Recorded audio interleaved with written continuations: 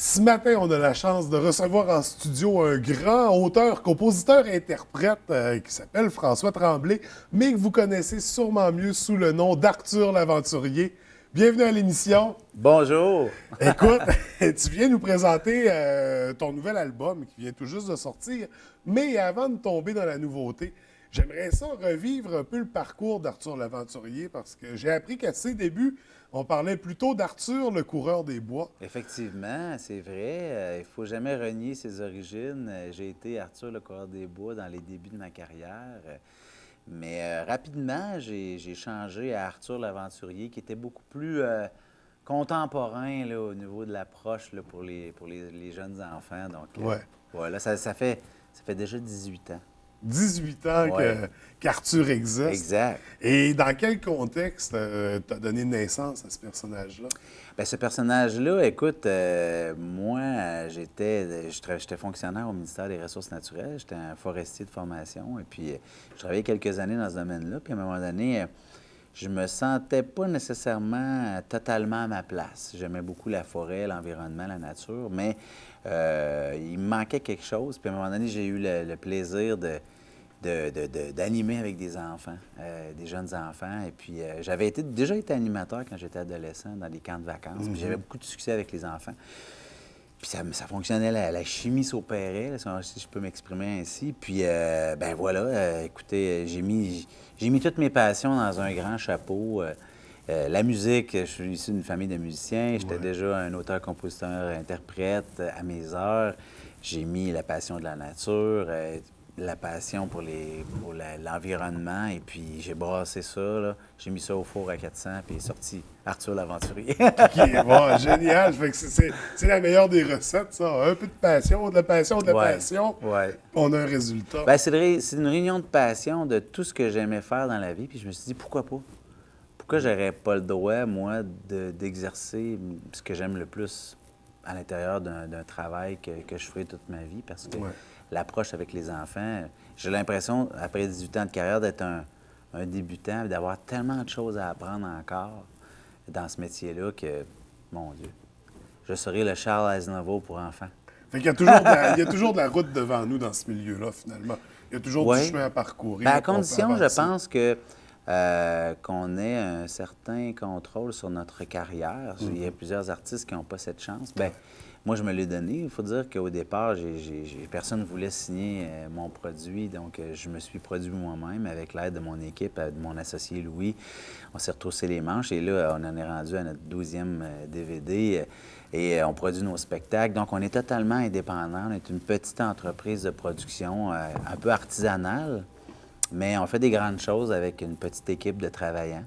Je pense que c'est le meilleur moyen pour pouvoir perdurer dans ce milieu-là. On n'est pas à la remorque de l'industrie, d'un grand producteur qui peut tirer à la plug n'importe quand. Donc, ça, on s'est donné cette indépendance-là qui va faire en sorte que tant qu'on va vouloir le faire, on va pouvoir le faire. Donc, tu t'es vraiment donné la chance de faire Ouais. ce que tu voulais faire. Oui. Et heureusement, parce que si on parle du succès d'Arthur l'Aventurier, à une semaine de la sortie de ton DVD, c'est déjà le numéro 1 des ventes au Québec. Ouais. C'est un tour du chapeau, là. C'est tout à ton honneur. Félicitations. Bien, merci beaucoup. Puis, écoute, quand tu fais une grande aventure comme d'aller filmer en Afrique pendant un mois avec une équipe de tournage, que tu te donnes pas cette misère-là, mais je veux dire, c'est quand même plus difficile que de tourner ça, mettons, en studio au Québec ou près de la maison. De quitter ta femme, tes enfants pendant un mois, d'investir ces sous-là aussi, de prendre le risque d'aller filmer en Afrique, d'avoir 56 000 vaccins, d'être confronté aux animaux sauvages. Tu te dis, OK, ça valait peut-être la peine de le faire. C'est reconnu, donc on est content. Ouais, parce que c'est ça, parce que la nouvelle aventure, disons-le, ça déroule en Afrique. Ouais. Parce qu'avant ça, on a visité la forêt québécoise, on a vécu Noël, on a Aventure voyagé de dans le pirate, temps, dans le ouais, futur. on a fait plein de choses. Oui, plein de choses. Et là, on voyage dans le monde. Oui. Et c'est en Afrique que tu nous amènes le DVD Arthur l'Aventurier en Afrique. Tu t'es vraiment rendu sur place. On parle de combien de temps, la production environ? Bien, du début à la fin, bien, c'est sûr que la production pour la captation, c'est un mois parce qu'on est parti. On est parti un mois là-bas, en comprenant l'arrivée là-bas, la préparation de tous les permis et tout le kit, le tournage et le retour, parce que, bon, c'est de nombreuses heures d'avion, puis de transport là-bas. Ouais. Mais c'est sûr qu'au niveau du montage, il y a eu beaucoup, beaucoup de post-production de montage qui a été fait par la suite parce qu'il y a un travail colossal là, au niveau du Puis montage. là, au niveau de la production, on prend plus d'images que nécessaire parce qu'on peut pas retourner. Ça a été dur à sélectionner les images parce qu'on avait beaucoup trop. Nécessairement. Et là, c'est ça, ton aventure se déroule en Afrique. C'est une présentation de la faune africaine, des animaux, de leur mode de vie, de l'alimentation. De quoi ça traite l'histoire?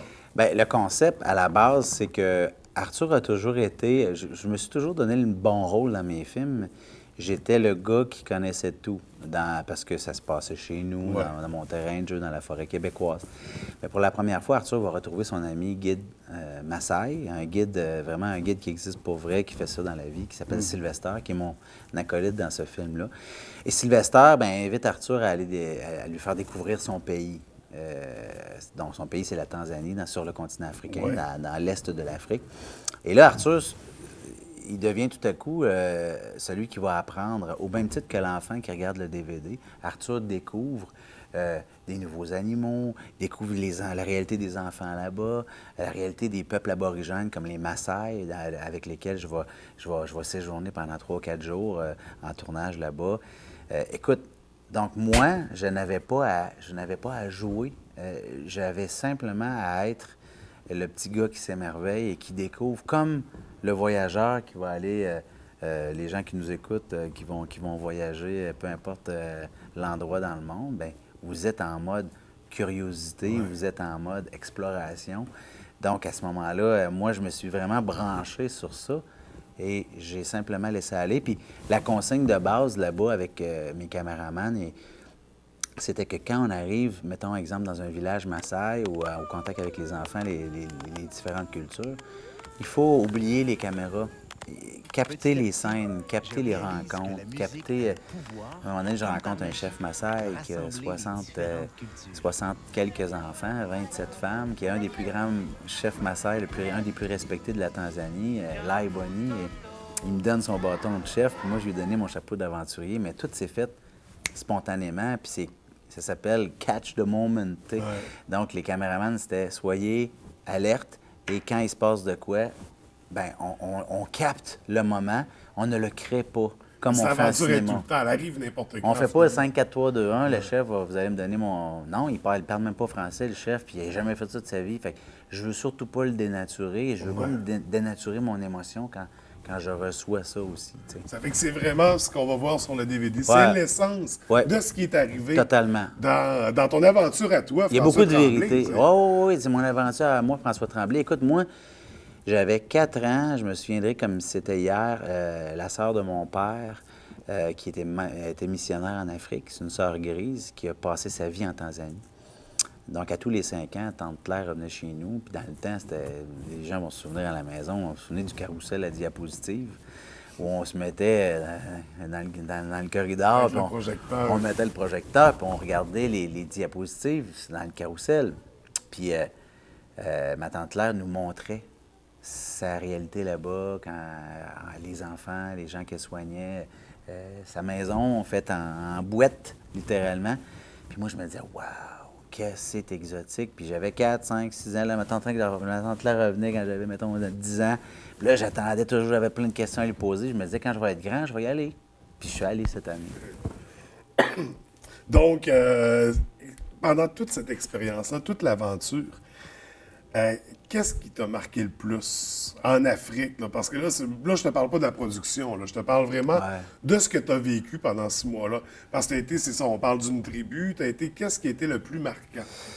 Ça se passe à plusieurs niveaux. Je te dirais que, humainement parlant, la rencontre avec les gens, les Maasai, les enfants là-bas, je pense que la rencontre avec les enfants, la première fois qu'on est allé dans un village Maasai, j'ai fait le tour du village pendant 1 heure de temps. J'ai serré la main à tout le monde. J'ai rencontré les enfants.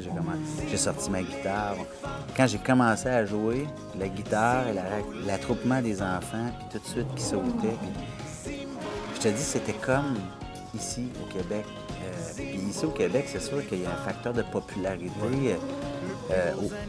qui n'était pas le cas quand j'ai commencé ma carrière, mais quand j'arrive dans une salle de spectacle sur la scène, les enfants sautent, ils ont compté les dodos avant de venir voir Arthur parce qu'ils l'ont écouté à la maison. Ils ont écouté le DVD. Ça, c'est une réalité. Oui, puis c'est une réalité nord-américaine de popularité. Ouais. Mais là-bas, moi, je suis pas populaire du tout. Ils savent même pas qui je suis.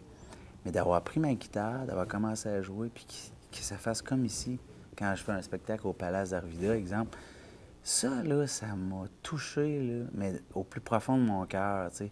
Et ça a été humainement le moment le plus viscéral. Ouais.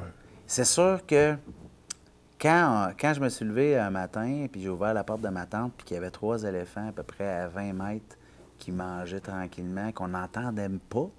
C'est les plus gros mammifères de la Terre, là, les éléphants. Là. Ils marchent, là, puis on n'entend rien. Ils sont discrets. Ils sont relax. Hey, ça, là, je me suis dit, wow, t'es vraiment loin de chez vous. Puis la première rencontre avec un lion, c'est sûr que, je sais pas si c'était ton cas, mais c'est le roi lion. Le lion, c'est le symbole de l'Afrique. Là. Quand j'ai vu mon premier lion mâle qui arrivait dans le coucher du soleil un soir parce qu'on était en train de filmer la maman lionne, puis à un moment donné, au loin, mon caméraman, il me dit à l'oreille, il dit « Hey, regarde à droite. » Hey, on voit dans la lumière dorée du soleil, on voit le mâle arriver avec l'espèce de contre-jour, la lumière en contre-jour, ouais. J'allais dire backlight, mais la lumière en contre-jour dans sa crinière, puis on le voyait s'approcher tranquillement, là. Puis tous les muscles de son corps quand il marchait, hey, mon Dieu, wow! Hey, on n'est pas aux autres Granby, là. Tu sais, on est là, on est chez lui, là. Ça a été, une émotion au niveau naturel, au niveau de la nature comme tel. Ça a été aussi un gros hit émotif. C'est un animal qui porte bien son nom de roi des animaux. Oui, puis il y a une autre anecdote qui est arrivée à un moment donné. Écoute, on filmait un bébé éléphanto de 2 semaines avec 3-4 éléphants. Puis à un moment donné, on approchait tranquillement avec le Jeep, avec le guide, tu sais, puis on brusquait rien.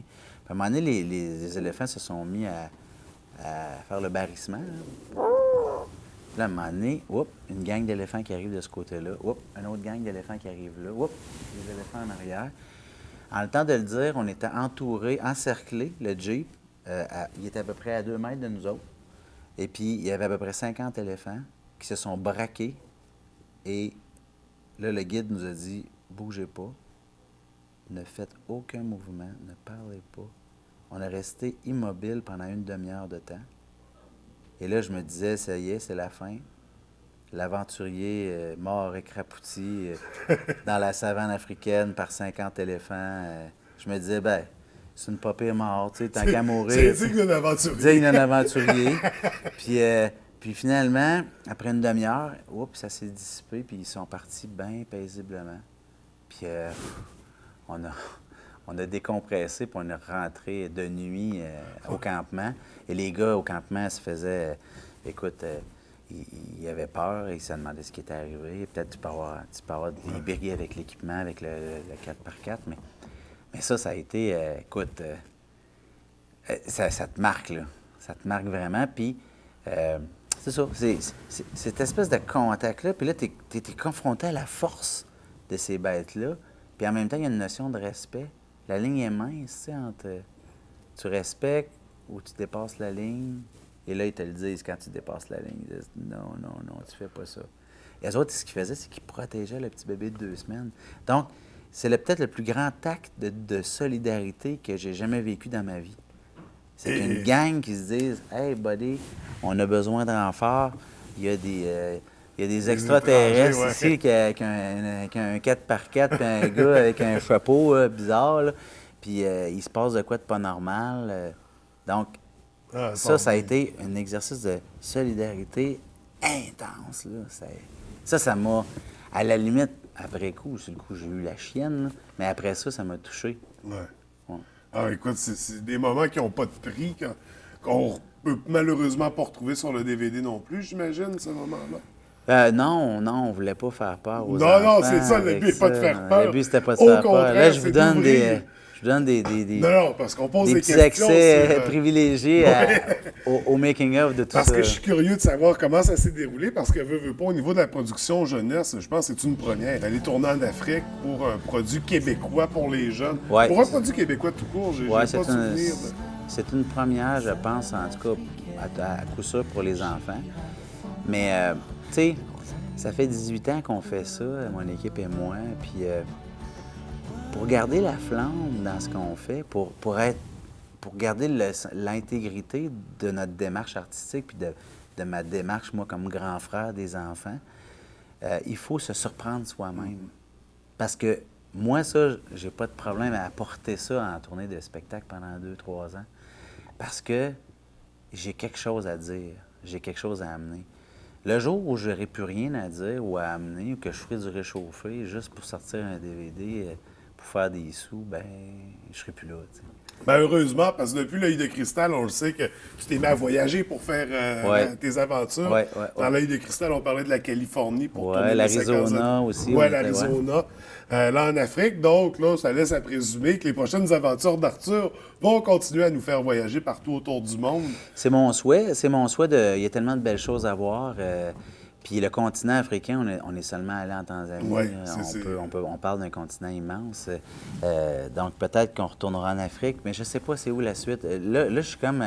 j'ai toujours su où je m'en allais, mais là, on dirait que l'Afrique m'a déstabilisé. C'est comme tellement un grand sentiment d'accomplissement que je ne sais pas trop où je vais aller après. Ouais, mais c'est pas important. C'est comme un rêve. Là, ça prend, c'est pas prend important. un nouveau rêve. On verra.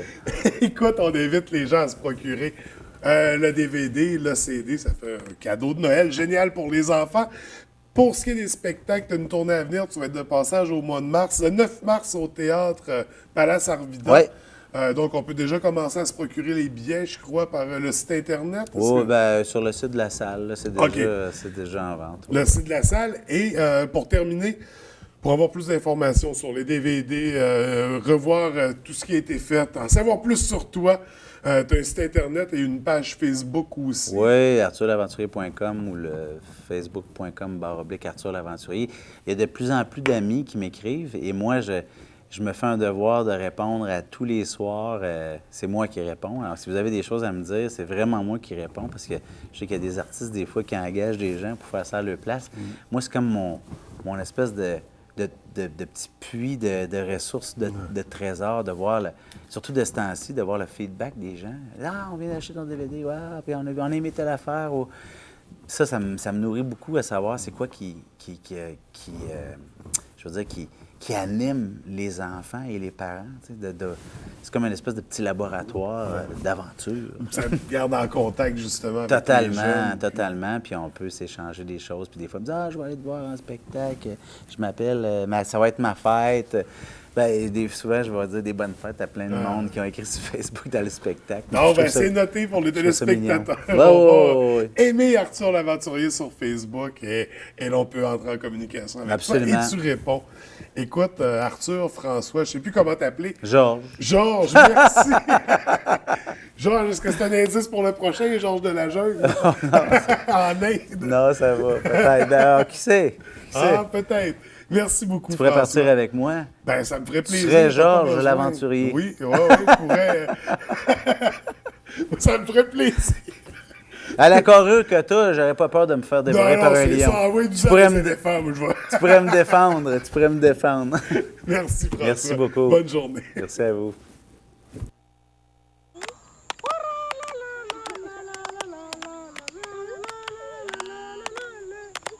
Petit à petit, je réalise que la musique a le pouvoir, comme par magie, de rassembler les différentes cultures.